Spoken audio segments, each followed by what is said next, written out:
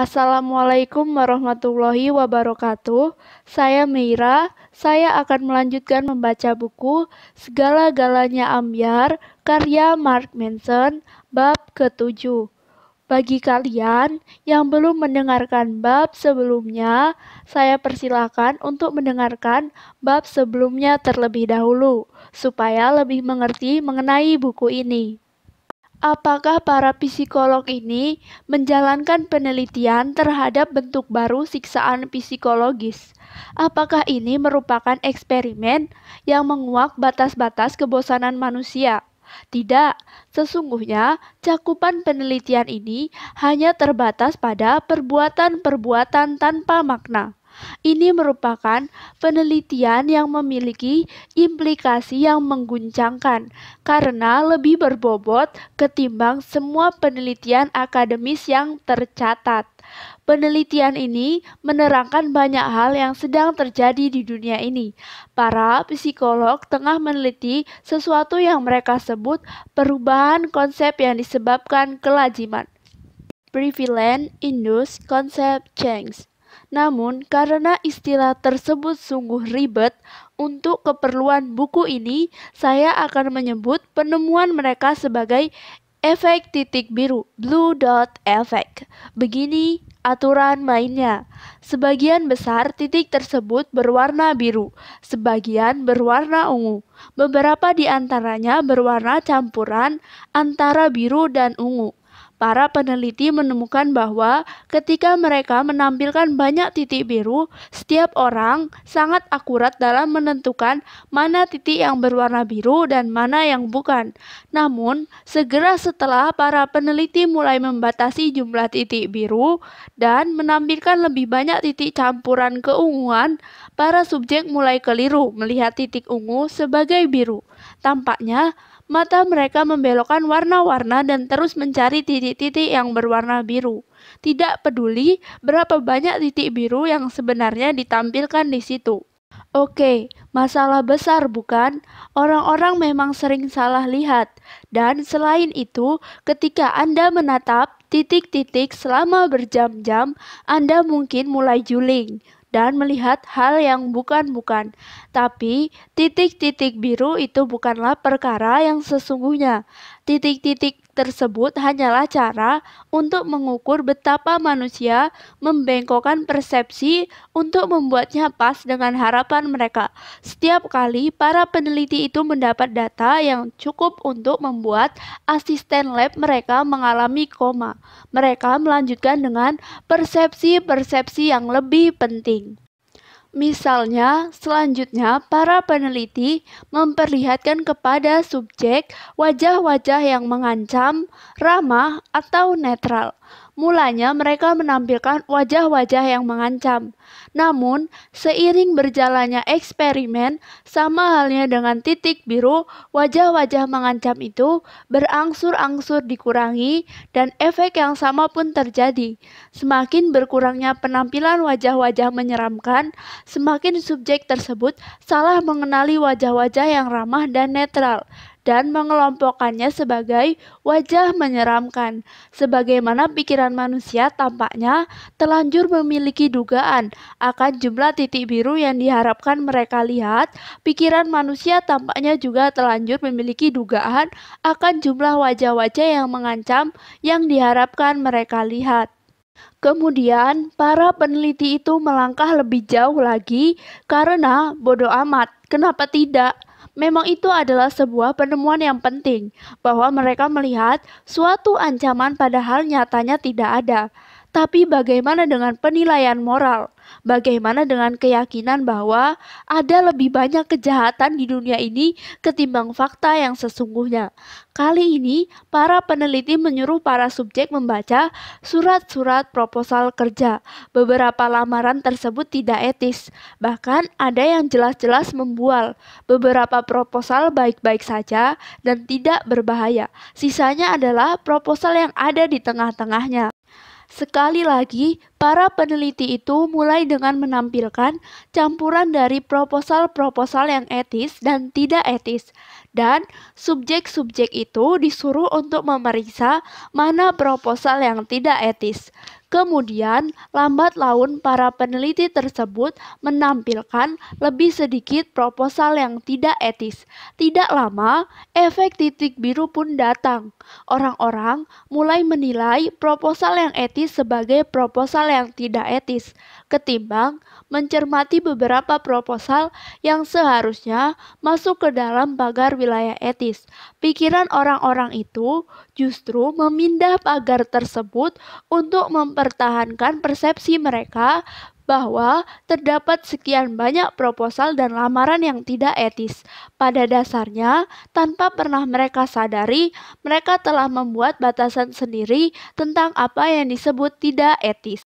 Sesuai dengan pengamatan para peneliti, bias ini memiliki dampak yang menyedihkan untuk, banyak hal.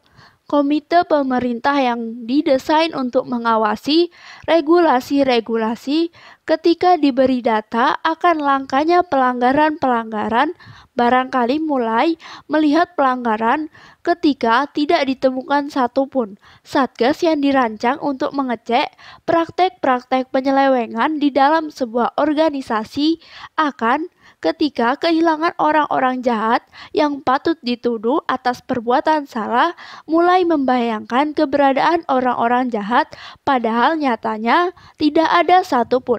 Efek titik biru menyatakan bahwa pada dasarnya semakin banyak kita mencari ancaman, semakin niscaya kita melihatnya, tidak peduli seberapa aman atau nyamannya kondisi lingkungan yang sesungguhnya. Dan kita melihat inilah yang terjadi di dunia kita hari ini. Dahulu, korban kekerasan berarti seseorang menganiaya Anda secara fisik. Hari ini, banyak orang mulai menggunakan kekerasan untuk menggambarkan kata-kata yang membuat mereka merasa tidak nyaman, atau bahkan hanya merujuk pada kehadiran seseorang yang tidak mereka suka. Trauma dulunya diartikan secara spesifik untuk sebuah pengalaman yang begitu keras sehingga korbannya tidak bisa kembali berfungsi. Hari ini, sebuah perjumpaan sosial yang tidak menyenangkan atau sekian baris kata yang menyakitkan telah tergolong sebagai trauma dan berhak mendapatkan wilayah-wilayah aman. Genosida dulu diartikan sebagai pembunuhan fisik secara massal terhadap kelompok religius atau etnik tertentu. Hari ini istilah genosida kulit putih (white genocide) sering dipakai oleh sekelompok oknum untuk mengutuk kenyataan bahwa beberapa daftar menu di sebuah restoran lokal memakai bahasa Spanyol. Inilah efek titik biru. Semakin membaik keadaan, semakin banyak ancaman yang kita lihat. Meski nyatanya tidak ada satupun dan semakin kita menjadi sedih, dan ini inti dari paradoks kemajuan. Di abad 19, Emil Durkheim, pendiri sosiologi dan pelopor awal ilmu-ilmu sosial, menjalankan sebuah eksperimen pikiran di dalam salah satu bukunya. Bagaimana jika tidak ada kriminalitas? Bagaimana jika lahir sebuah masyarakat yang setiap warganya penuh penghormatan dan tidak suka kekerasan dan setiap orang setara? Bagaimana jika tidak ada satu orang pun yang membohongi atau melukai sesamanya? Apa jadinya jika tidak ada korupsi? Apa yang terjadi? Apakah tidak ada lagi konflik? Akankah stres lenyap? Akankah semua orang bencikrakan di ladang sambil memetik bunga aster dan menyanyikan petikan chorus haleluya dari komposisi Meisa karya Handel? Durkheim berkata tidak. Malah sejatinya yang terjadi adalah sebaliknya. Ia mengatakan bahwa semakin nyaman dan etis sebuah masyarakat, semakin pikiran kita membesar-besarkan kesembronoan yang sepele. Jika semua orang berhenti saling bunuh, kita tidak akan begitu saja merasa bahagia. Kita akan merasa sama kecewanya ketika menghadapi hal-hal yang lebih kecil. Psikologi perkembangan selama ini memiliki pendapat yang serupa. bahwa melindungi orang dari permasalahan atau kesusahan tidak akan membuat mereka lebih bahagia atau lebih aman. Itu membuat mereka menjadi lebih mudah untuk tidak merasa aman. Seorang kanak-kanak yang diasingkan dari segala tantangan atau ketidakadilan ketika dewasa justru akan menganggap setitik saja kerepotan khas orang dewasa sebagai sesuatu yang tidak bisa dibiarkan dan akan merengek-rengek sekedar untuk membuat orang lain sepakat. Apa yang kita temukan kemudian adalah bahwa reaksi-reaksi emosional kita terhadap aneka problem tidak ditemukan oleh ukuran problem tersebut. Sejatinya, pikiran kita sekadar membesar-besarkan atau mengecilkan permasalahan kita untuk menyesuaikannya dengan tingkat stres yang ingin kita rasakan. Kemajuan material dan keamanan tidak secara otomatis membuat kita tenang atau membuat kita lebih mudah untuk menaruh harapan di masa depan. Sebaliknya, barangkali dengan terselesaikannya masalah kesehatan beserta tantangan-tantangannya, orang justru menjadi lebih menderita. Mereka menjadi lebih egois dan lebih kekanak-kanakan. Mereka gagal berkembang dan mematangkan diri. Keluar dari fase remaja mereka. Mereka tetap tidak memiliki keleluhuran apapun. Mereka melihat gunung, padahal sesungguhnya tak lebih dari gunungan tanah. Dan mereka saling memeki dengan gaduh seolah dunia ini adalah tumpahan susu yang meluber tanpa henti. Menempuh perjalanan dengan kecepatan penderitaan. Akhir-akhir ini saya membaca kutipan Albert Einstein yang keren di internet. Seorang manusia seharusnya mencari apa yang sejati, bukan apa yang ia pikir sejati. Ini sungguh bagus. Terpampang pula fotonya yang manis dengan penampilan khas ilmuwan. Kutipan tersebut kedengaran pedih sekaligus cerdas, dan kutipan itu terngiang di kepala saya selama beberapa detik sebelum akhirnya saya menggulir layar ponsel ke bagian selanjutnya. Sayangnya, ada sebuah ketidakberesan. Einstein tidak pernah berkata begitu. Ada lagi kutipan viral dari Einstein yang sangat sering dibagikan.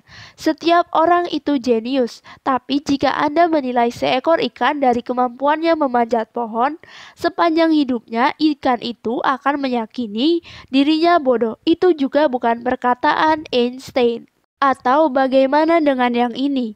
Aku takut jika tiba harinya teknologi mengungguli kemanusiaan kita. Dunia ini hanya akan memiliki generasi orang-orang tolol. Bukan, itu juga bukan kata-kata dia. Einstein barangkali adalah figur sejarah yang paling sering disalahgunakan di internet. Ia seperti figur teman kita yang pintar. Di era ini, orang yang kita minta untuk menyetujui pendapat kita sehingga kita terlihat lebih pintar dari yang sesungguhnya. Gelasnya yang jelek ditempeli dengan segala kutipan mulai tentang Tuhan hingga penyakit jiwa hingga energi penyembuhan. Tidak ada satupun dari kutipan itu yang memiliki sangkut paut dengan sains. Orang malang itu pasti sedang uring-uringan di kuburannya. Saking seringnya orang-orang meminjam Einstein sekedar untuk menyuarakan gagasan mereka sendiri, sampai-sampai Einstein menjadi semacam figur mitologis. Sebagai contoh, ide bahwa Einstein dulunya adalah mahasiswa bodoh adalah bohong. Ia jago sekali dalam pelajaran matematika dan sains sejak masih kecil. Belajar sendiri aljabar dan geometri Euklidian hanya selama musim panas di usia 12 dan membaca Critique of Pure Reason karangan Immanuel Kant, sebuah buku yang susah dipahami oleh para mahasiswa di masa sekarang. Pada usia 13, maksud saya, orang ini memperoleh gelar doktor di bidang fisika eksperimental. Pada usia yang dini, mendahului usia orang-orang saat mendapatkan pekerjaan. Jadi, sangat jelas Einstein adalah orang yang terpelajar. Albert Einstein pada awalnya tidak memiliki keinginan yang muluk-muluk. Ia hanya ingin mengajar, tapi sebagai seorang imigran Jerman di Swiss, ia tidak dapat memperoleh posisi di universitas lokal. Akhirnya, dengan bantuan teman ayahnya, ia mendapatkan pekerjaan di kantor paten, sebuah posisi yang paling membosankan baginya, yang membuatnya duduk sepanjang hari dan membayangkan teori-teori sinting tentang fisika, teori-teori yang segera akan membalikkan dunia di kepalanya. Pada 1905, ia menerbitkan teorinya tentang relativitas yang meluncurkannya menuju kemahasiswaan dunia. Ia meninggalkan kantor paten. Para presiden dan pemimpin negara tiba-tiba ingin bercengkrama dengannya. Dunianya sekejap menjadi indah. Dalam sepanjang hidupnya, Einstein merevolusi fisika beberapa kali, melarikan diri dari kekejaman Nazi, memperingatkan Amerika Serikat akan pelurunya dan bahayanya senjata nuklir, dan menjadi subjek adalah fotonya yang terkenal, di mana ia menjulurkan lidahnya. Tapi kini kita juga mengenalnya dalam berbagai kutipan internet yang cerdas. Sebenarnya tidak pernah ia katakan. Sejak zaman Newton yang asli, fisika selalu didasarkan pada ide bahwa segalanya bisa diukur dalam skala ruang dan waktu. Sebagai contoh, bak sampah saya ada di sini di dekat saya. Posisinya jelas di dalam ruangan. Jika saya meraihnya dan melemparkannya di ruangan ini gara-gara saya lagi mabuk, kita secara teoretik bisa menghitung lokasinya dalam skala ruang dan waktu dengan menentukan semua faktor yang penting seperti kecepatannya, lintasannya, momentumnya, dan seberapa besar penyok yang ditinggalkannya di dinding. Variabel-variabel lain ditentukan dengan mengukur gerakan bak sampah di dalam ruang dan waktu. Ruang dan waktu adalah apa yang kita sebut sebagai konstanta universal. Kedua hal tersebut tidak bisa diabaikan. Mereka adalah aturan yang menentukan perhitungan segala hal lain. Jika ini terdengar sangat wajar, tentu saja karena memang sesederhana itu. Namun muncullah Einstein dan berkata, "Bodoh amat dengan kewajaranmu.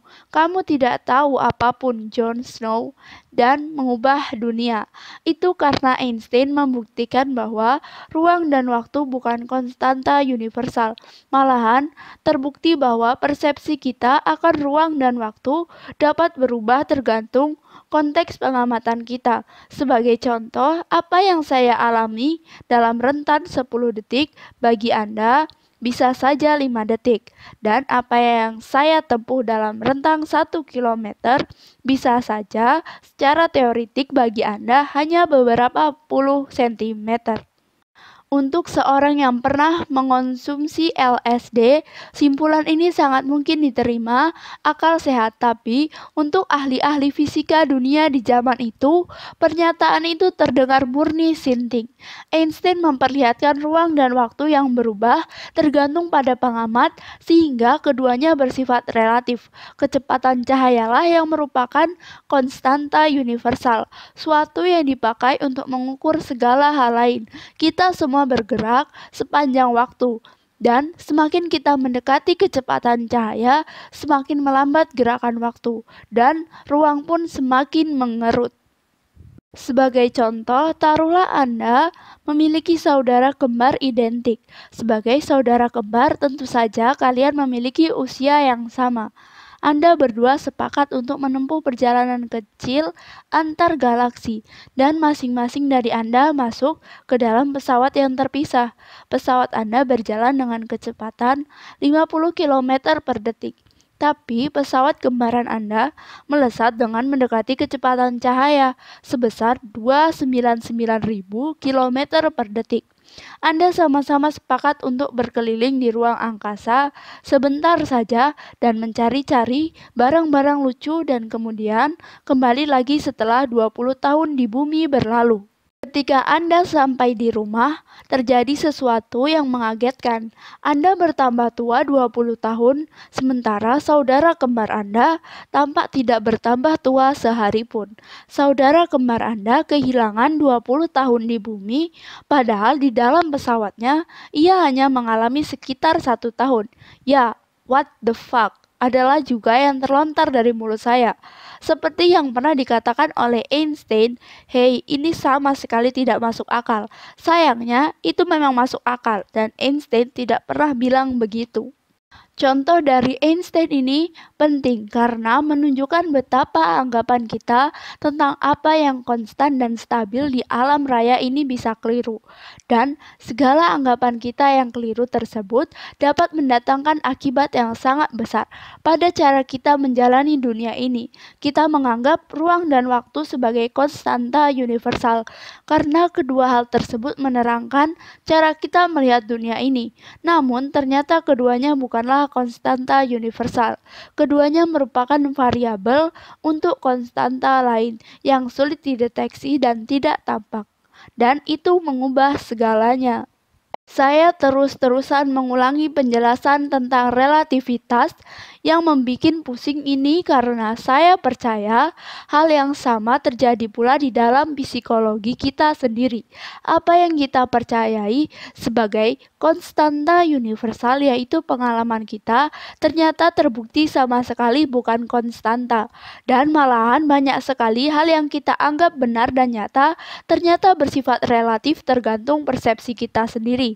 Para psikolog tidak selalu mempelajari kebahagiaan, malahan hampir sepanjang sejarah bidang tersebut, psikologi berkutat bukan pada bidang positif, melainkan pada orang-orang gila, pada apa yang menyebabkan penyakit mental dan gangguan emosi, dan pada bagaimana orang-orang mengatasi penderitaan besar mereka. Barulah pada 1980-an, beberapa akademisi yang pemberani mulai bertanya sendiri, "Tunggu sebentar, pekerjaanku rasanya melelahkan. Bagaimana dengan apa yang membuat orang bahagia? Mari kita belajar akan hal itu saja." Dan kemudian semua orang menyambutnya, karena segera muncul lusinan buku tentang kebahagiaan yang memenuhi rak-rak buku, memetik jutaan dolar dari orang-orang kelas menengah yang didera kebosanan, kemurungan, dan tengah menderita krisis eksistensial. Salah satu hal perdana yang dikerjakan oleh para psikolog ketika mereka mulai mempelajari kebahagiaan adalah mengadakan sebuah survei sederhana. Mereka mengumpulkan sekelompok besar orang dan memberi mereka pagar. Ingat, ini di era 1980-an dan 90-an. Dan setiap kali pagar tersebut padam, setiap orang diharuskan berhenti dan menuliskan jawaban atas dua pertanyaan berikut. 1. Dalam skala 1 sampai 10, seberapa bahagianya Anda saat ini? 2. Apa yang sedang Anda alami dalam hidup Anda? Para peneliti mengumpulkan ribuan rating dari ratusan orang dengan latar kehidupan yang berbeda-beda dan yang mereka dapati sungguh mengejutkan sekaligus membosankan. Teramat sering orang-orang memberi nilai 7, ke toko kelontong membeli susu 7, mengantarkan anak bertanding bisbol 7. Berbincang-bincang dengan bos tentang cara mencapai penjualan yang tinggi dari suatu klien 7. Bahkan ketika suatu musibah besar terjadi, ibu saya divonis menderita kanker, saya tidak mampu membayar cicilan rumah, anak saya kehilangan tangannya gara-gara kecelakaan saat bowling, tingkat kebahagiaan akan menukik di rentang 2 atau 5 untuk beberapa saat saja dan kemudian tak lama akan kembali ke 7. Hal tersebut juga berlaku pada peristiwa-peristiwa yang sangat positif, mendapat bonus besar di tempat kerja, berlibur ke tujuan impian, menikah usai peristiwa tersebut, rating orang-orang itu akan naik selama beberapa saat dan kemudian mudah ditebak kembali lagi di sekitar 7. Ini mengagetkan para peneliti, tidak ada orang yang bahagia terus sepanjang waktu. Dan begitu juga tidak ada orang yang sedih terus sepanjang waktu. Tampaknya manusia tidak peduli apapun kejadian eksternal yang menimpa, hidup dalam kondisi pikiran yang secara konstan, merasa sedikit tapi tidak teramat bahagia, bisa pula dibilang situasinya baik-baik saja, tapi juga selalu masih bisa dibuat menjadi lebih baik. Hidup ini rupanya tidak lain hanyalah mengayun-ayunkan kebahagiaan level 7 kita. Kadang ke atas, kadang ke bawah, dan nilai 7. Yang konstan yang selalu kita hampiri ini mempermainkan kita, memakai tipuan remeh sebagai tipuan yang selalu membuat kita kena terus-terusan. Tipuan itu berupa ucapan otak pada diri kita, kamu tahu kalau saja aku bisa menambahkan sedikit lagi saja, aku yakin aku bisa meraih angka 10 dan aku akan tetap ada di sana. Banyak dari kita hidup secara demikian, secara konstan, mengejar angka 10 yang bercokol di angan-angan kita. Anda berpikir, hei, supaya bisa lebih bahagia aku butuh pekerjaan baru, lantas Anda berpindah ke tempat kerja yang baru.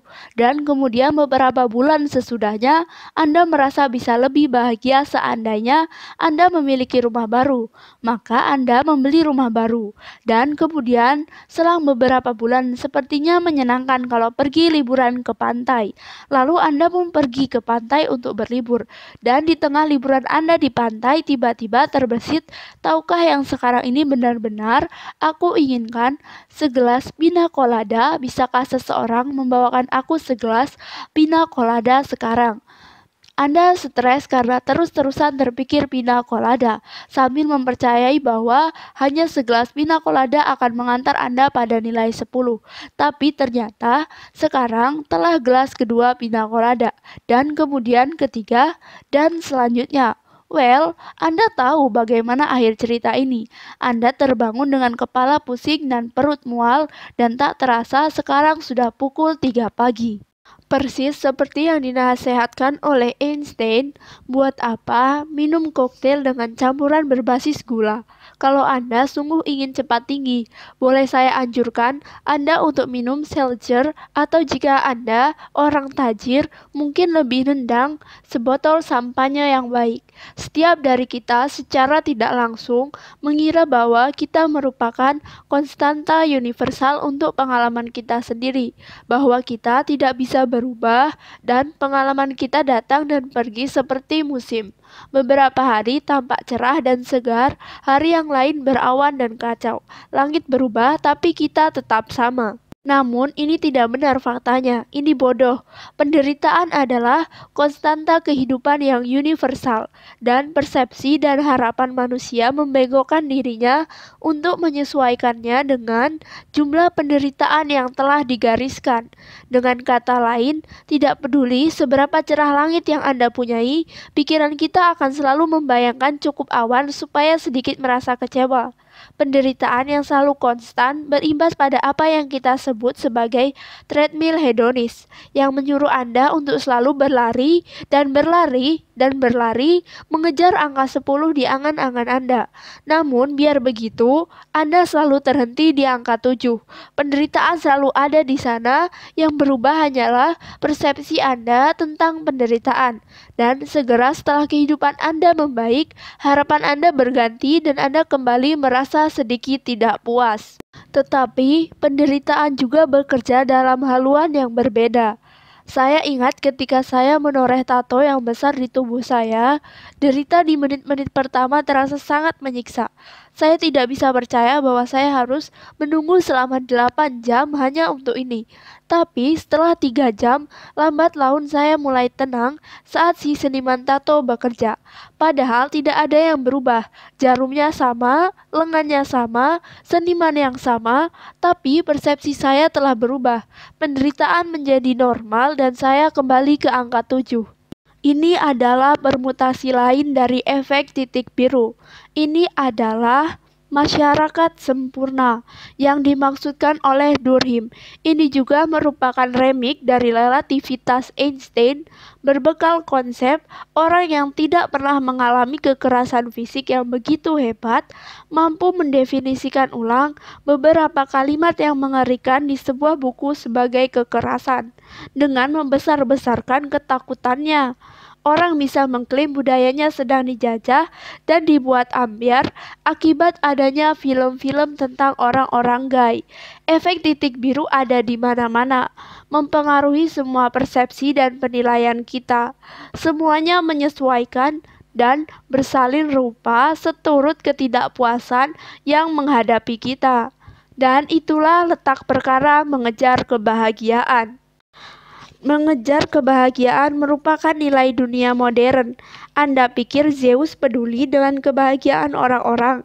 Anda pikir dewa-dewa berupaya untuk membuat orang bahagia? Tidak, mereka terlalu sibuk merencanakan penyerbuan kawanan belalang untuk menggerogoti tubuh-tubuh orang. Dahulu kala, hidup sangat susah, wabah dan kelaparan dan banjir bandang selalu terjadi. Mayoritas populasi dijadikan budak atau diikutsertakan dalam peperangan yang berlarut-larut, sementara sisanya saling mengiris leher sesamanya di malam hari untuk menumbangkan tiran ini atau tiran itu. Kematian ada di semua sudut. Banyak orang tidak mencapai usia 30, dan inilah yang memenuhi mayoritas sejarah kemanusiaan, pertikaian dan penyakit, bengek dan kelaparan. Penderitaan di dunia para sains tidak sekedar fakta yang diterima, seringkali juga dirayakan. Filosof-filosof masa kuno tidak pernah memandang kebahagiaan sebagai keluhuran. Sebaliknya, mereka melihat kapasitas manusia untuk menyangkal diri sebagai keluhuran, karena merasa gembira bisa mendatangkan bahaya meski banyak orang mendambakannya. Dan sungguh benar, gara-gara satu orang brengsek yang terlalu gembira, ujung-ujungnya yang Anda tahu, separuh desa ludes terbakar. Seperti yang pernah dikatakan oleh Einstein, jangan sembrono dengan obor saat sedang minum-minum, atau itu akan membuat harimu ambyar. Barulah pada era sains dan teknologi, kebahagiaan benar-benar dilihat ketika kemanusiaan menemukan sarana-sarana untuk meningkatkan kualitas kehidupan. Pertanyaan logis berikutnya adalah, terus apa lagi yang harus kita tingkatkan? Beberapa filosof di zaman itu bersepakat bahwa tujuan akhir kemanusiaan sepatutnya adalah menyebarkan kebahagiaan, dengan kata lain mengurangi penderitaan. Ini terdengar menyenangkan dan luhur dan segala hal yang didukung oleh semua orang. Maksud saya, ayolah, siapa sih yang tidak ingin membuang sedikit saja penderitaan? Siapa orang goblok yang bilang bahwa itu adalah ide buruk? Well, saya adalah si goblok itu, karena itu memang merupakan ide buruk. Karena Anda tidak bisa menghilangkan penderitaan, penderitaan merupakan konstanta universal dalam kondisi manusia. Maka, usaha untuk membuang penderitaan untuk melindungi seseorang dari segenap bahaya hanya akan menemui kegagalan. Mencoba memberantas penderitaan hanya akan meningkatkan kepekaan Anda pada penderitaan, bukannya melenyapkan penderitaan Anda. Itu akan membuat Anda melihat hantu-hantu yang mengancam di setiap sudut, melihat tirani dan penindasan di setiap kekuasaan, melihat kebencian dan muslihat di balik setiap pelukan. Tidak peduli seberapa maju perkembangan yang Anda capai, tidak peduli seberapa damai dan nyaman dan membahagiakannya kehidupan Anda sekarang, efek titik biru akan menghadapi persepsi Anda, membuat Anda melihat seabrek penderitaan dan ketidakpuasan. Hampir semua orang yang memenangkan lotre jutaan dolar pada akhirnya tidak mengalami kebahagiaan. Rata-rata mereka merasa biasa saja. Orang-orang yang menderita lumpuh akibat kecelakaan berat pada akhirnya tidak terus-menerus bersedih. Rata-rata akhirnya mereka merasa biasa saja. Ini karena penderitaan merupakan pengalaman kehidupan itu sendiri. Emosi positif merupakan penghilang rasa sakit bersifat sementara. Emosi negatif merupakan penambahan rasa sakit yang bersifat sementara. Menjadi kebal terhadap penderitaan sama juga menjadi mati terhadap perasaan segala emosi. Sama dengan menghapus seseorang dari kehidupan ini. Atau seperti yang pernah dirumuskan oleh Einstein, laksana arus air yang terus mengalir mulus sepanjang tidak menemui hambatan. Hakikat manusia dan hewan, begitu pula adanya tidak pernah sungguh mengerti atau menyadari apa yang disepakati oleh kemauan kita. Jika kita ingin mengerti sesuatu, kemauan kita haruslah disangkal.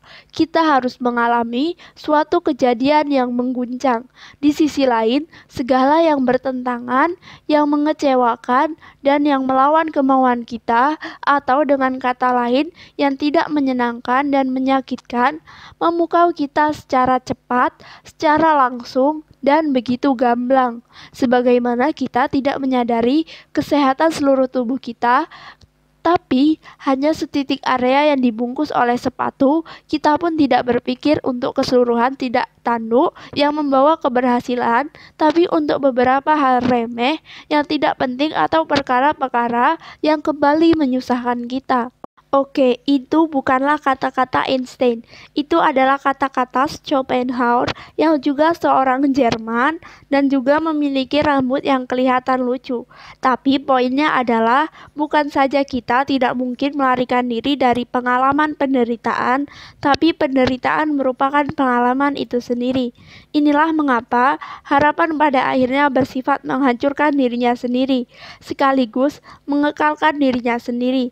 Tidak peduli apa yang kita raih, tidak peduli kedamaian dan kemakmuran yang kita temukan, pikiran kita dengan cepat menyesuaikan pengharapannya untuk tetap mempertahankan kesadaran akan kesusahan hidup, sehingga memberikan secara paksa formulasi harapan yang baru, agama yang baru, konflik yang baru, supaya kita tetap hidup. Kita akan melihat wajah-wajah yang mengancam, walau tidak ada satupun wajah yang mengancam. Kita akan melihat proposal-proposal kerja yang tidak etis, walaupun tidak ada satupun proposal kerja yang tidak etis. Dan tidak peduli seberapa cerahnya cuaca hari ini, kita akan selalu menemukan satu awan di langit. Maka, mengejar kebahagiaan bukan saja menghancurkan diri sendiri, tapi juga tidak mungkin. Itu seperti mencoba menangkap sebuah wortel yang tergantung di seutas tali, yang terikat pada sebatang tongkat dan menempel pada punggung Anda. Semakin kencang Anda mengejar, semakin Anda dipaksa untuk terus maju. Ketika Anda memutuskan wortel tersebut sebagai tujuan akhir, Anda niscaya mengubah diri Anda menjadi sarana untuk mengejarnya. Dan dengan mengejar kebahagiaan, Anda secara paradoksal justru membuatnya susah diraih. Mengejar kebahagiaan merupakan nilai yang beracun yang telah sekian lama menandai kebudayaan kita. Itu menghancurkan diri dan menyesatkan. Hidup dengan baik bukan berarti menolak penderitaan. Yang sesungguhnya adalah menderita untuk alasan-alasan yang benar. Karena jika memang hidup ini pada hakikatnya memaksa kita untuk menderita, sepatutnya kita belajar untuk menderita secara tepat. Satu-satunya pilihan dalam kehidupan. Pada 1954, setelah pendudukan selama hampir 75 tahun dan peperangan selama 20 tahun, Vietnam akhirnya sukses mengusir Perancis dari negara mereka. Seharusnya ini merupakan hal yang baik. Masalahnya, Perang Dingin masih berlangsung, sebuah perang religius global antara kapitalis, kekuatan barat yang liberal, dengan blok timur komunis. Dan ketika terkuak bahwa Ho Chi Minh, tokoh yang menendang keluar Prancis adalah seorang komunis, semua orang menjadi ketakutan dan berpikir bahwa ini bisa mencetuskan Perang Dunia Ketiga. Dibayangi oleh ketakutan akan perang besar, beberapa kepala negara duduk bersama mengelilingi sebuah meja yang bagus di Swiss dan menyepakati penundaan pembicaraan tentang pemusnahan nuklir dan langsung membagi Vietnam menjadi dua. Mengapa sebuah negara yang tidak pernah berbuat apapun pada seseorang di situ layak untuk dibagi menjadi dua? Jangan tanya saya. Tapi rupanya setiap orang bersepakat bahwa Vietnam Utara akan menjadi komunis, Vietnam Selatan akan menjadi kapitalis, dan begitulah semua orang akhirnya akan hidup bahagia selamanya. Oke, barangkali tidak. Disinilah letak permasalahannya. Kekuatan-kekuatan Barat menempatkan seorang pria bernama Ngo Dinh Diem untuk memegang Vietnam Selatan, sampai sebuah pemilihan umum yang baik bisa terselenggara. Mulanya, semua tampak menyukai Diem. Dia adalah seorang Katolik taat, dididik dalam budaya Perancis, pernah mengecap kehidupan di Italia selama beberapa tahun, dan menguasai beberapa bahasa. Setelah menemuinya, Wakil Presiden Amerika Serikat Lyndon Johnson menobatkan Diem sebagai Winston Churchill-nya Asia, ia jelas-jelas orang kita. Diem juga seorang karismatik dan ambisius. Ia tidak hanya memikat para pemimpin barat, tapi juga mantan Emperor Vietnam. Diem mengumumkan secara percaya diri bahwa dialah orang yang kelak akan membawa demokrasi ke Asia Tenggara dan semua percaya padanya. Well, kenyataannya tidak seperti itu. Dalam setahun masa kekuasaannya, dia memberangus semua partai politik di Vietnam Selatan kecuali partainya sendiri. Dan ketika telah tiba waktunya, negara itu menyelenggarakan referendum, ia menempatkan abangnya sendiri untuk mengatur seluruh tempat pemilihan. Dan Anda tidak akan mempercayai hal ini. Tapi nyatanya, Diem memenangkan pemilu tersebut dengan perolehan suara yang mencengangkan, yaitu 98,2%. Rupanya, tokoh bernama Diem ini sungguh-sungguh culas. Ho Chi Minh, pemimpin Vietnam Utara, juga seorang yang culas, tentu saja. Dan jika ada hal yang pernah saya pelajari semasa kuliah, itu adalah tentang aturan utama dalam teori geopolitis yang menyatakan bahwa di mana ada dua orang culas yang tinggal saling berdekatan, jutaan orang pasti mati. Dan sesederhana itulah Vietnam kembali terperosok dalam perang saudara. Dengan segenap hati saya ingin menceritakan sesuatu yang mencengangkan tentang Diem. Tapi tokoh ini telah telanjur Anda anggap sebagai tiran yang sangat lihai. Ia mengisi posisi-posisi di pemerintahan dengan barisan sanak famili dan koroni-koroninya yang korup. Ia dan keluarganya tinggal di kemewahan level dewa. Sementara wabah kelaparan melanda pedesaan-pedesaan, mengakibatkan ratusan di antara ribuan orang mengalami cacat atau mati. Ia sangat congkak dan tidak becus sampai-sampai Amerika Serikat lambat laun mulai turut campur demi mencegah kekacauan di Vietnam Selatan. Maka mulailah apa yang disebut oleh Amerika sebagai Perang Vietnam. Namun, terlepas dari berapa jahatnya Diem, kekuatan Barat tetap berdiri di depan orang lain. Apalagi Diem telah dianggap sebagai sekutu mereka, seorang rasul dari agama kapitalis liberal yang tegar berdiri melawan serangan gencar ante-ante komunis. Dibutuhkan waktu bertahun-tahun dan nyawa yang tidak terhitung untuk menyadari bahwa Diem sesungguhnya tidak tertarik sama sekali pada agama mereka. Seperti kebanyakan tiran pada umumnya, salah satu perbuatan favorit Diem di masa lalu adalah menindas dan membunuhi orang-orang yang tidak sejalan dengannya. Dalam hal ini, sebagai seorang Katolik yang taat, dia membenci penganut Buddha. Masalahnya, sebanyak 80% orang Vietnam adalah Buddhis pada masa itu, sehingga ini menjadi nasib yang buruk untuk sebagian besar masyarakat. Ia melarang spanduk-spanduk dan bendera yang bertalian dengan agama Buddha. Ia melarang penyelenggaraan Hari Raya Buddha. Ia menolak memberikan layanan pemerintahan untuk kelompok-kelompok masyarakat penganut Buddha. Ia menggerebek dan menghancurkan pagoda-pagoda di seisi negara, membuat ratusan rahib Buddhis terlantar dalam kemelaratan. Para rahib Buddhis mengerahkan dan melancarkan protes-protes damai, tapi ini pun segera diberangus tentu saja. Kemudian muncul aksi-aksi protes yang lebih besar sehingga dia melarang semua aksi protes. Saat sepasukan polisi memaksa para Buddhis untuk membubarkan diri dan para Buddhis menolak, polisi-polisi itu mulai menembaki para demonstran. Di sebuah gerakan aksi damai, mereka bahkan melempar granat ke tengah-tengah kumpulan rahib Buddhis yang tak bersenjata. Wartawan-wartawan Barat menyadari terjadinya penindasan religius ini, tapi perhatian mereka lebih diutamakan pada peperangan melawan Vietnam Utara. Jadi, kejadian ini tidak menjadi prioritas. Hanya segelintir orang yang tahu mengenai permasalahan ini, dan lebih sedikit lagi yang tergerak untuk meliput kontroversi ini. Kemudian, pada 10 Juni 1963, para wartawan menerima pesan rahasia yang menyatakan bahwa sesuatu yang penting akan terjadi besok di Saigon, di sebuah perempatan yang ramai tidak jauh dari istana presiden. Para koresponden tidak menanggapinya secara serius dan banyak yang memutuskan untuk tidak meliput ke sana. Besoknya, dari segelintir wartawan, hanya 2 fotografer yang hadir. Salah satunya lupa membawa kamera, satunya lagi kelak menerima anugerah Pulitzer.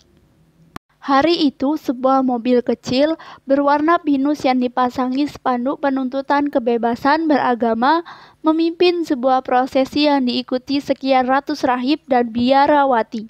Para rahib mendaraskan doa-doa. Orang-orang berhenti dan menonton prosesi tersebut dan kemudian kembali bergelut dalam kesibukan masing-masing.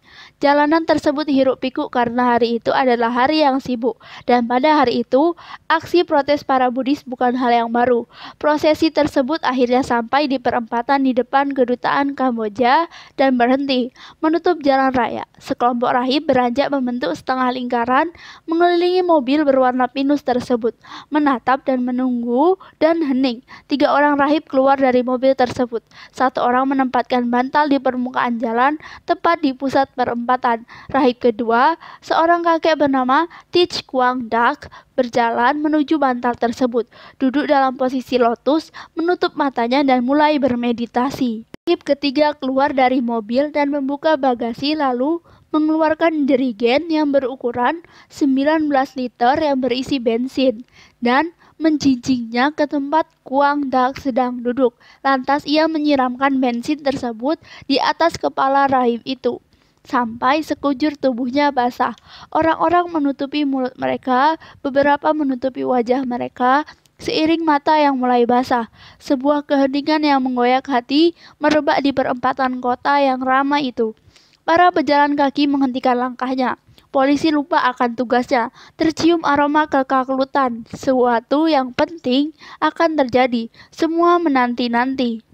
Dengan jubah yang basah oleh bensin dan wajah yang tanpa ekspresi, Quang Duc mendasarkan sebuah doa pendek, menggerak-gerakkan tangannya dan pelan-pelan meraih sebatang korek dan tanpa mengurangi posisi lotusnya akan membuka kedua matanya, menggores korek itu dengan aspal dan membakar diri. Sekejap tubuhnya diselimuti lidah-lidah api, laksana benteng. Badannya ditelan bulat-bulat, jubahnya tinggal serpihan-serpihan, kulitnya segera menghitam. Bau yang menyengat memenuhi udara, campuran aroma daging yang terbakar dan bensin dan asap. Jeritan dan ratapan meledak di antara kumpulan massa. Banyak orang berlutut dengan lemas atau jatuh pingsan. Banyak yang menatapi dengan nanar, terkejut dan terpaku atas apa yang sedang terjadi. Meskipun demikian, walau terbakar, Quang Duc tetap tenang dalam posisinya. David Halberstam, seorang koresponden untuk New York Times, kelak menggambarkan peristiwa itu. Aku sedemikian terguncang hingga menangis, sedemikian kalutnya hingga tak mampu menulis atau mengajukan pertanyaan, terlalu bingung sampai-sampai tak bisa berpikir. Ia terbakar tanpa bergerak sedikit pun, tanpa mengeluarkan suara sama sekali. Penampilannya yang tenang itu sangat kontras dengan raungan orang-orang di sekitarnya.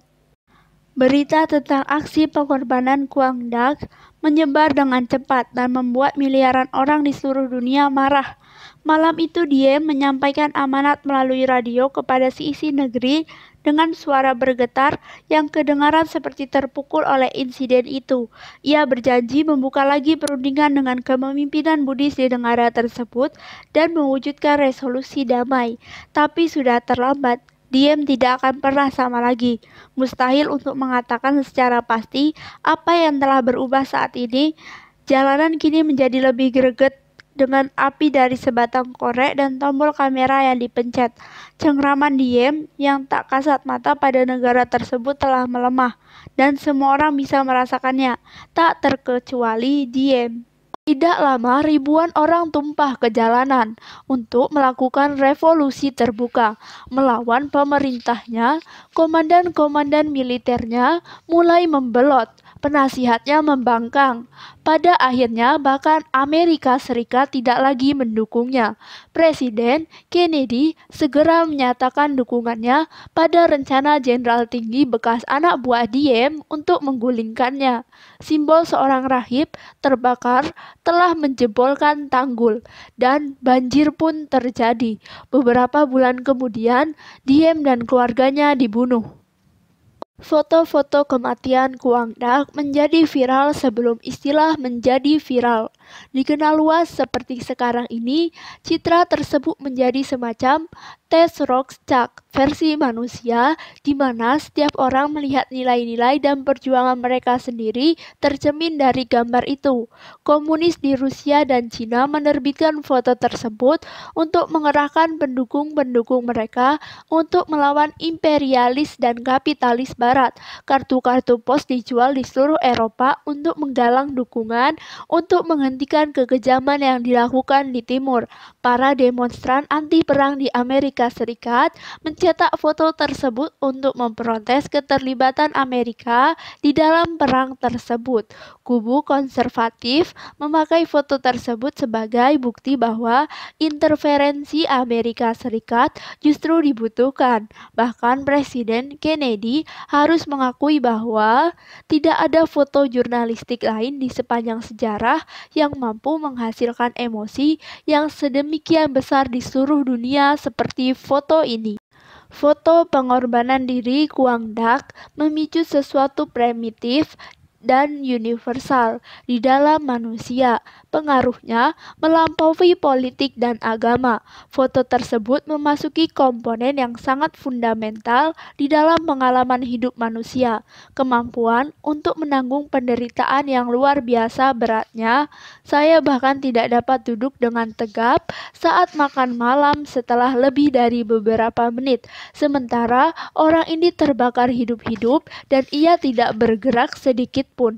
Ia tidak tersentak, ia tidak berteriak, ia tidak tersenyum atau mengernyit atau menyeringai, atau bahkan membuka matanya untuk melihat dunia yang telah ia putuskan untuk ditinggalkan untuk terakhir kalinya. Terdapat kemurnian dalam aksinya dan tentu merupakan tindakan yang menunjukkan tekad yang kuat. Itu merupakan contoh sempurna pikiran yang menguasai badan, tekad yang mengalahkan insting, dan meskipun mengerikan, bagaimanapun tetap menginspirasi. Pada 2011, Nassim Taleb menulis tentang sebuah konsep yang ia namai anti-kerapuhan, anti-fragility. Taleb berpendapat bahwa sementara beberapa sistem melemah saat di bawah tekanan kekuatan eksternal, sistem-sistem lainnya menguat saat di bawah tekanan kekuatan-kekuatan eksternal. Sebuah vas bersifat rapuh bisa pecah berantakan dengan mudah. Sistem perbankan klasik juga rapuh, sebab bisa roboh akibat perubahan politik atau ekonomi.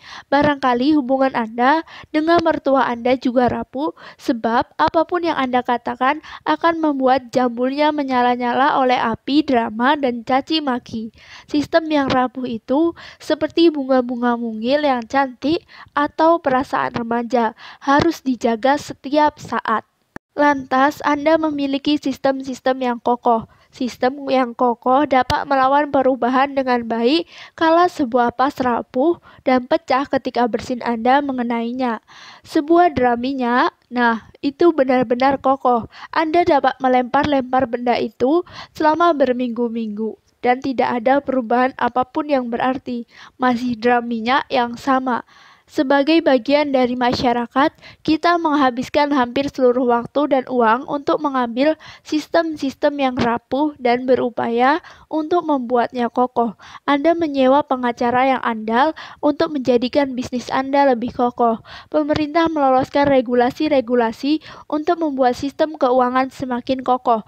Kita melembagakan aturan-aturan dan hukum seperti lampu lalu lintas dan hak-hak properti untuk membuat sistem kita semakin kokoh. Namun, Taleb berkata, ada tipe sistem yang ketiga dan itulah yang disebut sistem anti-rapuh, anti-fragile.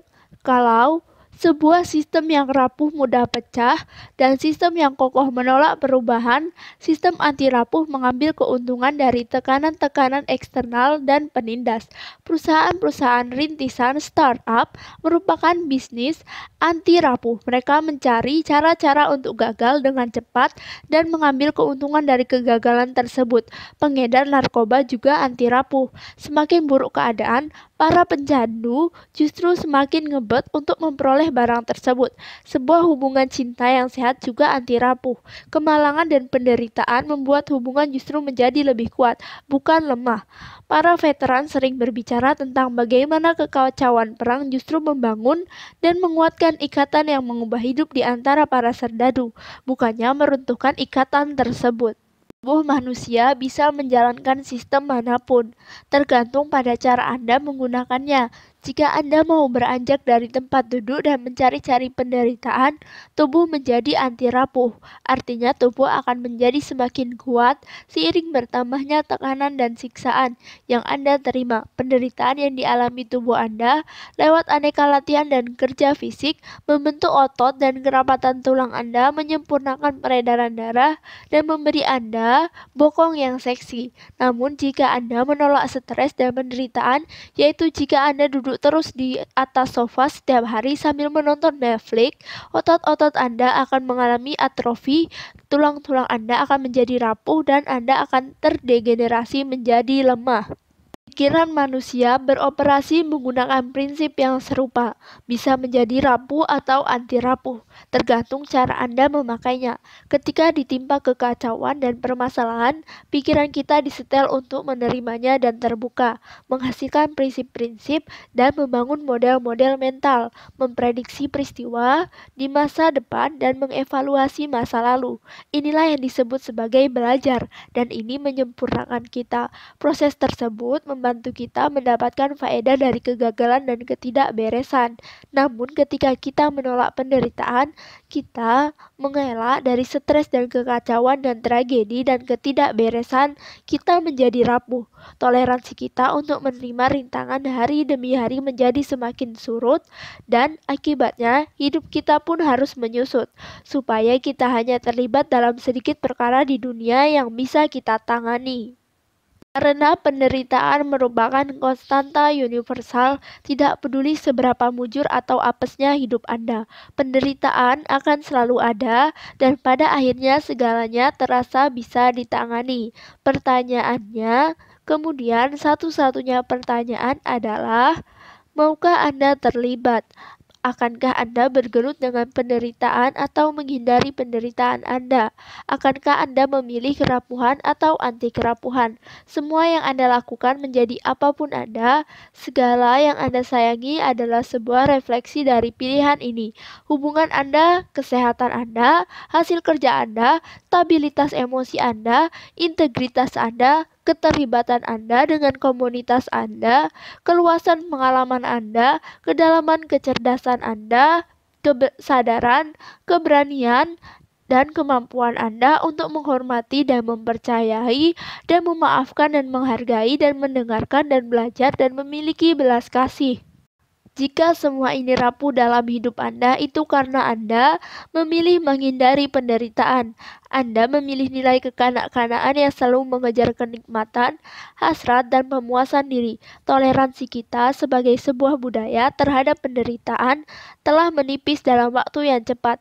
Dan bukan saja penipisan ini telah membuat kita semakin gagal mendapatkan kebahagiaan, tapi juga telah menghasilkan kelemahan emosional yang semakin besar yang menjadikan semuanya tanpa ambyar, yang membuat saya kembali dibawa pada Thich Quang Duc saat membakar dirinya dan hanya duduk di sana seperti seorang bos. Kebanyakan orang barat modern mengenal meditasi sebagai sebuah teknik relaksasi diri.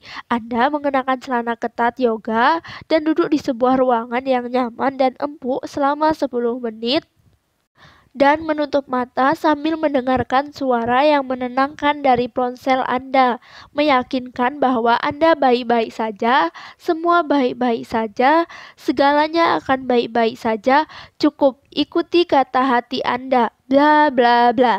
Namun, meditasi Buddhis yang sebenarnya jauh lebih dalam ketimbang mendengarkan ajakan untuk tidak merasa stres dari sebuah apps yang tampak canggih. Meditasi yang ketat berarti duduk dengan hening dan terus-menerus mengamati diri sendiri, setiap pemikiran, setiap penilaian, setiap kecenderungan, setiap serpihan dan percikan emosi dan jejak asumsi yang muncul di mata Anda ditangkap, diterima, dan kemudian dilepaskan lagi ke dalam kekosongan.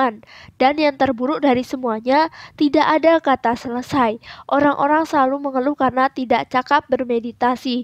Tidak ada orang yang menjadi cakap. Itulah poin utamanya. Anda diminta untuk terus berlatih sampai bosan. Terimalah kebosanan itu, peluklah kebosanan itu, cintailah kebosanan itu. Ketika seseorang bermeditasi dalam waktu yang lama, semua pikiran-pikiran nyeleneh akan datang. Hayalan yang aneh dan penyesalan-penyesalan puluhan tahun lalu, dan dorongan seksual yang ganjil dan kebosanan yang tak tertahankan, dan sering perasaan terasing dan sendiri yang menggilas. Dan hal-hal ini juga harus diamati, dikenali, dan direlakan. Itu semua akan berlalu.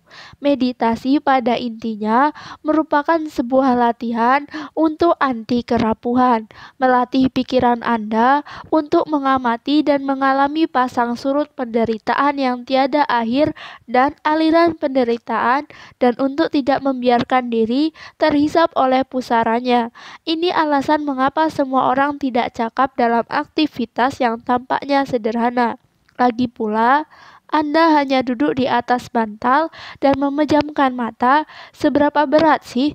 Mengapa susah sekali rasanya mengumpulkan nyali untuk duduk dan melakukannya dan bertahan?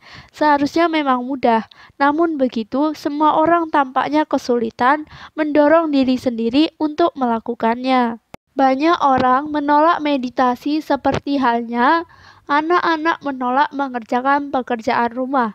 Itu karena mereka tahu apa sesungguhnya meditasi itu.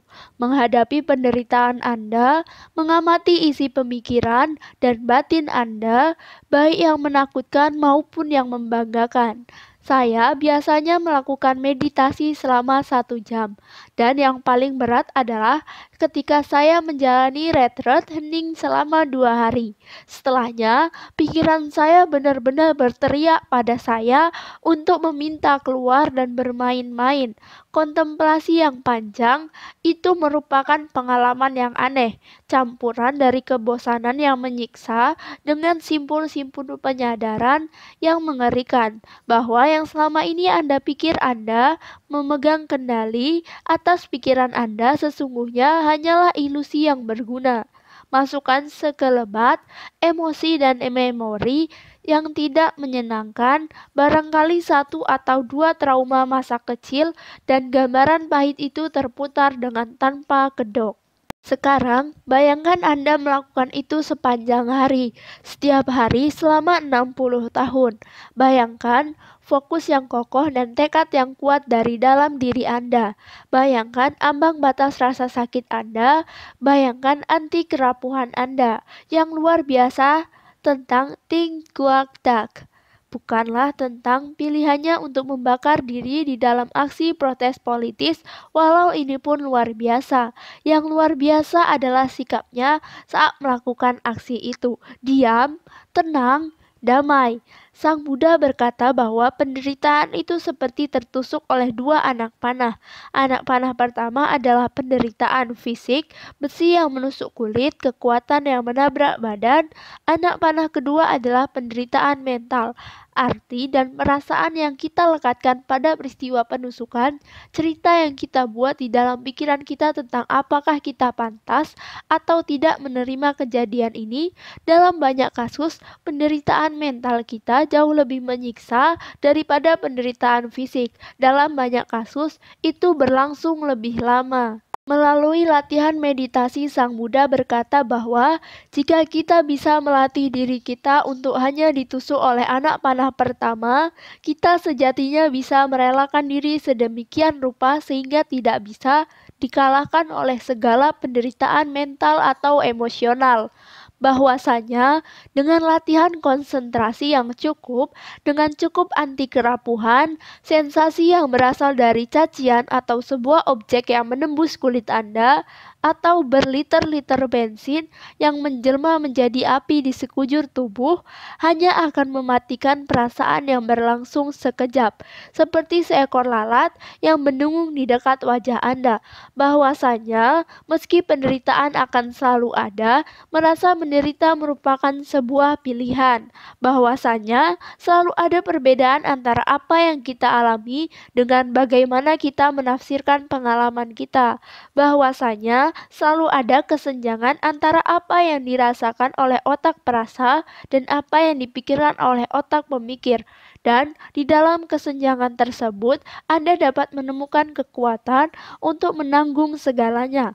Anak-anak memiliki toleransi yang rendah terhadap rasa sakit, sebab seluruh etos anak-anak berputar di sekitar penolakan rasa sakit. Bagi anak tersebut, kegagalan untuk menolak rasa sakit merupakan kegagalan untuk menemukan suatu makna atau tujuan. Maka bahkan setitik rasa sakit akan membuat seorang anak terperosok ke dalam nihilisme. Remaja memiliki ambang batas rasa sakit yang lebih tinggi karena remaja mengerti bahwa rasa sakit sering merupakan pertukaran yang harus mereka terima untuk meraih tujuannya.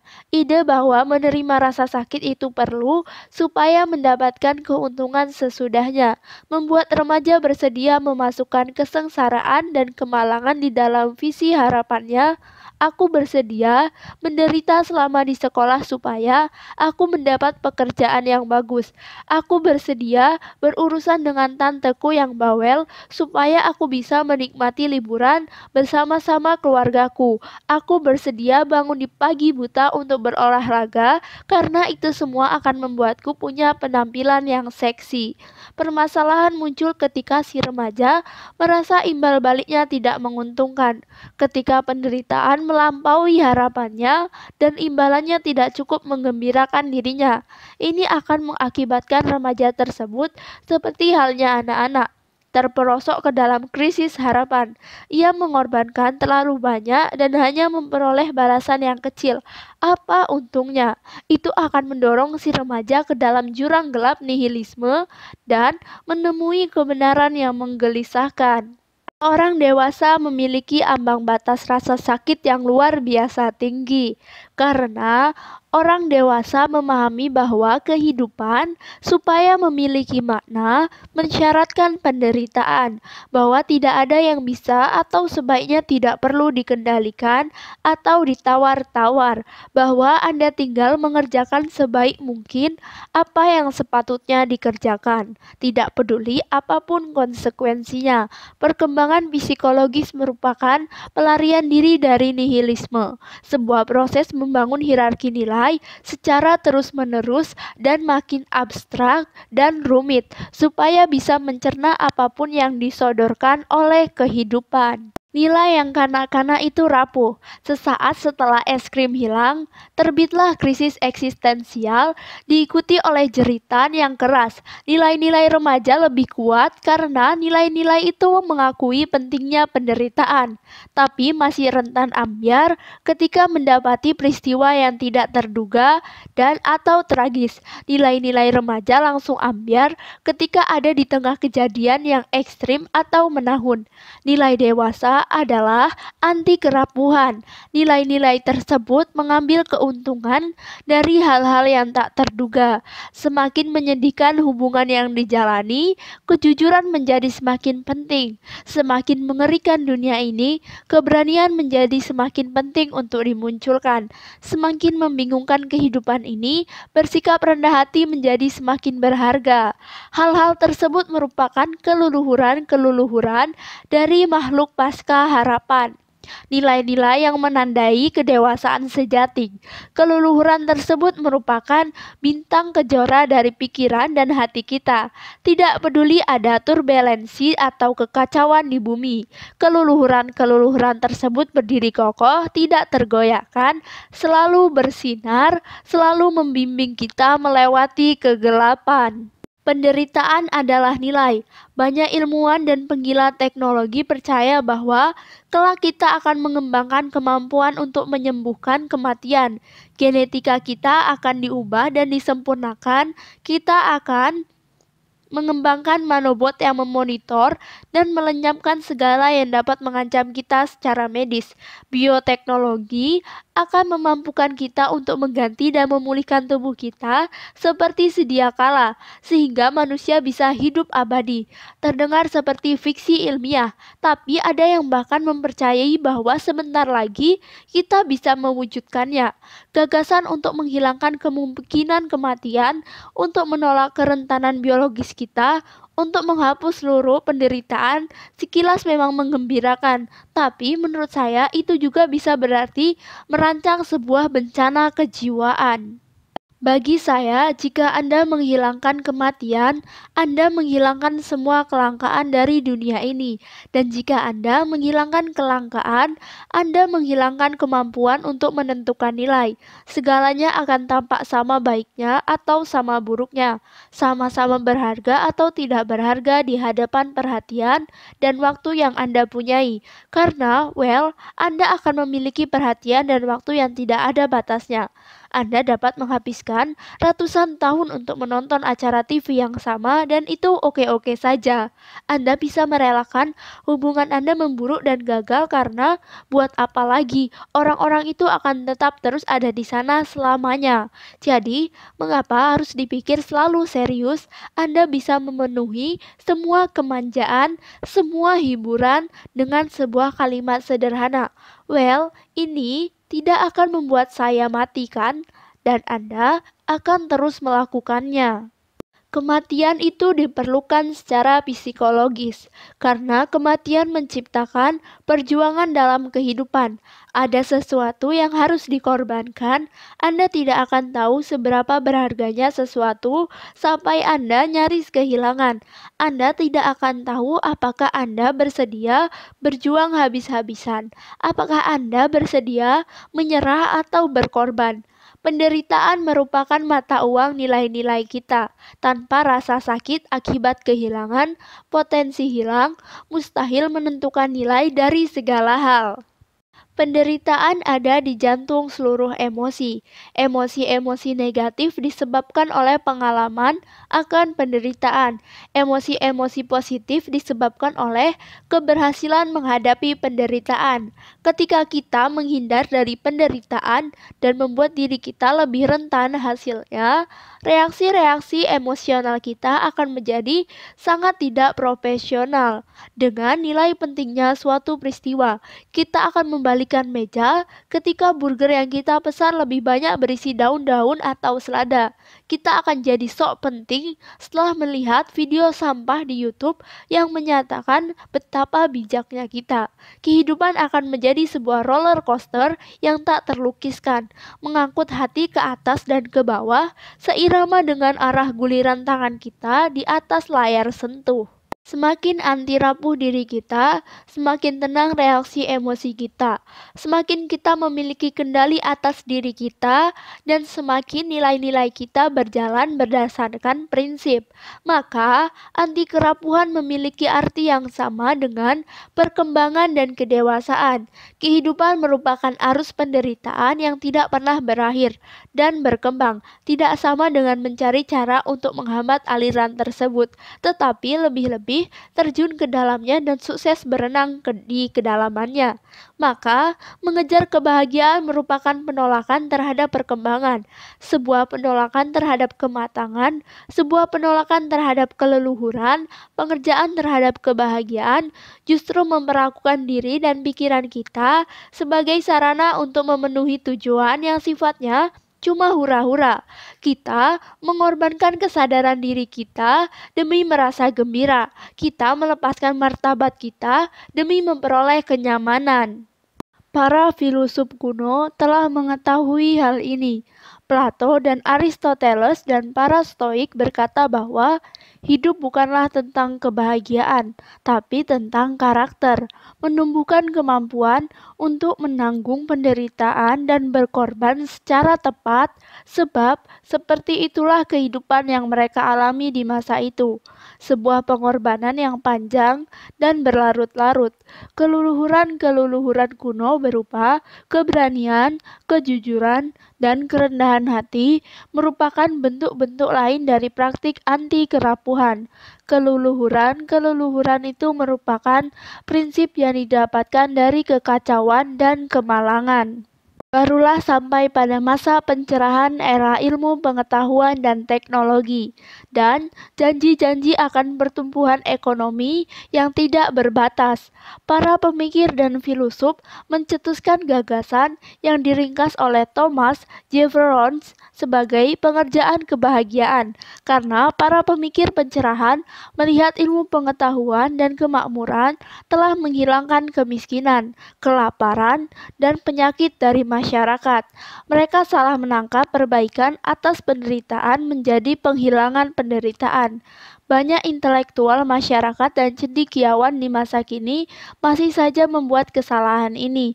Mereka percaya bahwa perkembangan telah membebaskan mereka dari penderitaan, ketimbang sekedar mengubah bentuk penderitaan tersebut dari yang semula bentuk fisik menjadi bentuk psikologis. Semula, masa pencerahan menganggap bahwa pada umumnya beberapa penderitaan lebih baik daripada penderitaan-penderitaan lainnya. Jika disuruh memilih, lebih baik mati di usia 90 ketimbang 20. Lebih baik sehat daripada sakit, lebih baik merdeka mengejar tujuan-tujuan Anda daripada diperbudak oleh orang lain. Bahkan, Anda bisa melihat kemakmuran dalam arti sebesar-besar dambaan Anda akan penderitaan. Namun tampaknya kita lupa dengan apa yang didasari oleh orang-orang di zaman kuno, bahwa tidak peduli seberapa banyak harta yang Anda hasilkan di dunia, kualitas kehidupan kita ditentukan oleh kualitas karakter kita, dan kualitas karakter kita ditentukan oleh hubungan kita dengan penderitaan kita.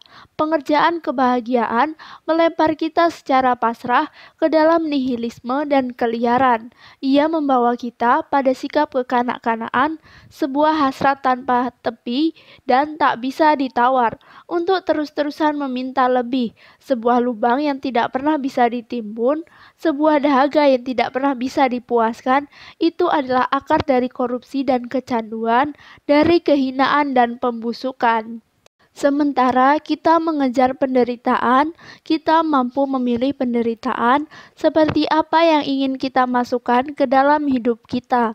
Dan pilihan ini membuat penderitaan menjadi bermakna. Dan maka itulah yang membuat hidup terasa bermakna. Karena penderitaan merupakan konstanta universal kehidupan. Peluang-peluang untuk berkembang dari penderitaan bersifat konstan pula di dalam kehidupan ini. Kita hanya dituntut untuk tidak mati rasa, untuk tidak memalingkan muka. Kita hanya dituntut untuk bersentuhan dengannya dan menemukan nilai dan makna di dalamnya. Penderitaan merupakan sumber dari seluruh nilai. Menjadi mati rasa atas rasa sakit kita, sama dengan mati rasa atas perkara-perkara penting di dalam dunia ini. Penderitaan membuka kesenjangan moral yang pada akhirnya menjadi nilai dan kepercayaan kita yang paling mengakar.